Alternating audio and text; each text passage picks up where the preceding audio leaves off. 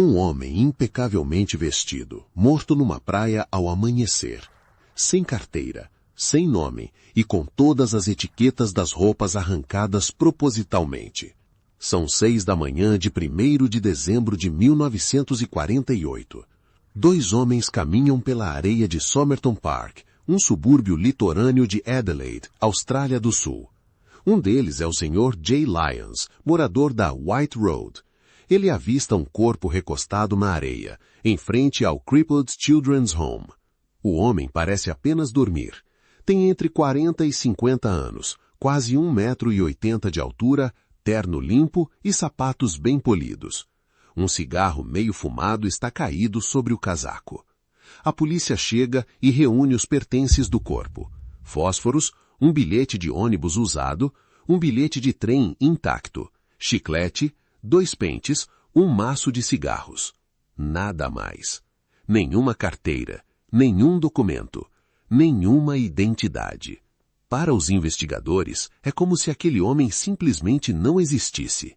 Ao examinar as roupas, os peritos fazem uma descoberta ainda mais estranha. Todas as etiquetas foram cuidadosamente cortadas. Alguém, antes da morte, apagou quem aquele homem era. Nenhuma pessoa desaparecida bate com sua descrição. Nenhuma família o reclama. É o início de uma pergunta que atravessaria 74 anos.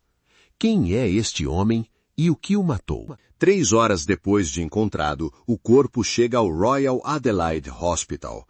Médicos calculam a hora da morte, não antes das 2 da madrugada.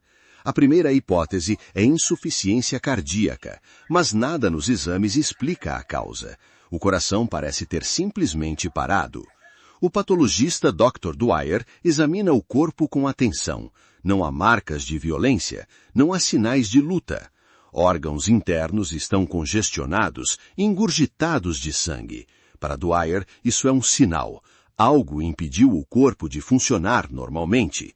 Testes toxicológicos são feitos. Nenhuma substância estranha é encontrada no sangue. Nenhum veneno conhecido aparece nos exames. Dwyer chega a uma conclusão perturbadora. Ele declara: a morte não foi natural.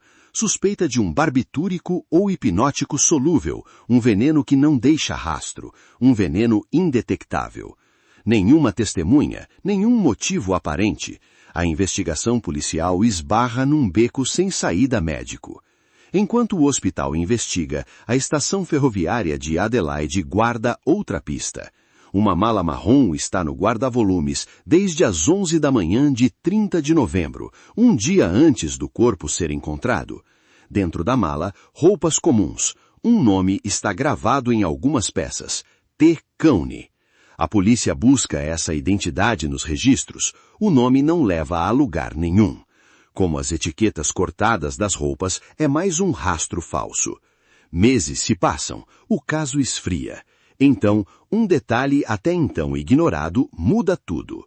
Um bolso escondido, costurado dentro da cintura da calça. Dentro dele, um pedaço de papel dobrado.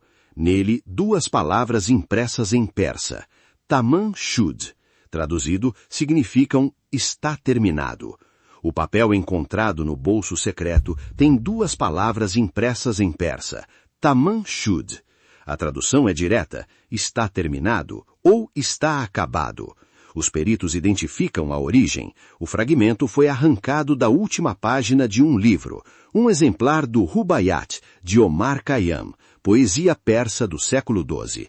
O livro certo não aparece. Sem ele, o fragmento é só um enigma sem contexto. A investigação trava por meses.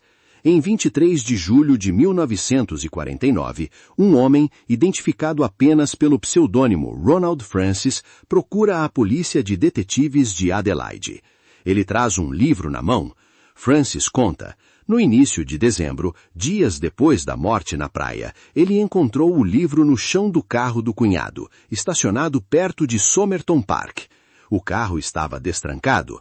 Ninguém reivindicou o livro. Só meses depois, Francis percebe: uma página no final está rasgada. Faltando exatamente o pedaço que a polícia guarda desde o inverno. O detetive sargento Lionel Lane, compara o papel do bolso com a página faltante. As bordas encaixam perfeitamente. É a mesma folha.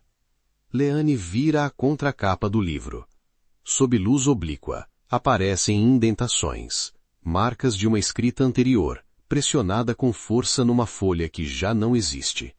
As marcas revelam 5 linhas de letras maiúsculas sem sentido aparente. Um possível código. Junto delas, 2 números de telefone rabiscados a lápis. O código nunca é decifrado, nem pelos criptógrafos da Marinha Australiana, nem por ninguém depois. Mas um dos números de telefone é local, e funciona. O número leva a uma casa perto da praia de Somerton. Mora ali Joe Thompson, enfermeira. Detetives batem a porta e pedem para falar com ela. Os detetives mostram a Thompson a máscara mortuária do corpo da praia. Ela empalidece na hora. Parece a ponto de desmaiar, mas diz que nunca viu aquele homem antes. O inquérito do coroner Thomas Erskine Clearland se arrasta por anos. Em 1958, é retomado uma última vez e encerrado sem qualquer conclusão nova. O caso é adiado sine die, oficialmente para sempre. Sem resposta oficial, o mistério vira lenda. Jornais especulam sobre espionagem, Guerra Fria, agentes secretos. O homem de Somerton se torna um símbolo antes de ser um nome. Em 1994, o juiz John Harbour Phillips reabre os registros. Ele nota os órgãos engurgitados do corpo e a ausência de qualquer doença natural visível. Phillips conclui: a causa provável é digitalina, um veneno cardíaco quase impossível de detectar em 1948. 46 anos depois, a ciência finalmente aponta uma resposta parcial. Décadas depois, o professor Derek Abbott decide tentar o que ninguém conseguiu. Ele parte de fios de cabelo grudados na máscara mortuária do homem. Abbott passa anos construindo uma árvore genealógica com cerca de 4.000 nomes. Cada ramo é um teste, cada teste um passo mais perto de um rosto sem identidade. Em 26 de julho de 2022, Abbott anuncia o resultado. O DNA aponta para Carl Webb, engenheiro elétrico nascido em Footscray, Melbourne, em 1905. Webb era casado com Dorothy Jean Robertson desde 1941. Ele a abandonou em abril de 1947. 3 anos depois da morte na praia, Dorothy pediu o divórcio por abandono, sem nunca saber o que houve com o marido. Registros mostram que Webb apostava em corridas de cavalos e escrevia poemas. Talvez o código do livro fossem nomes de cavalos. Talvez Tamam Shud fosse apenas um homem que amava versos. Depois de 74 anos, a máscara finalmente ganhou um nome. Mas o silêncio permanece. Carl Webb morreu sozinho, longe de casa, carregando um bilhete que dizia: está terminado. A causa da morte, o significado do código e a razão de ele ter apagado a própria identidade continuam enterrados com ele. Talvez algumas verdades, como o próprio homem, prefiram descansar sem resposta. Se este caso te intrigou, curta o vídeo, deixe seu comentário e se inscreva no canal para mais histórias como esta.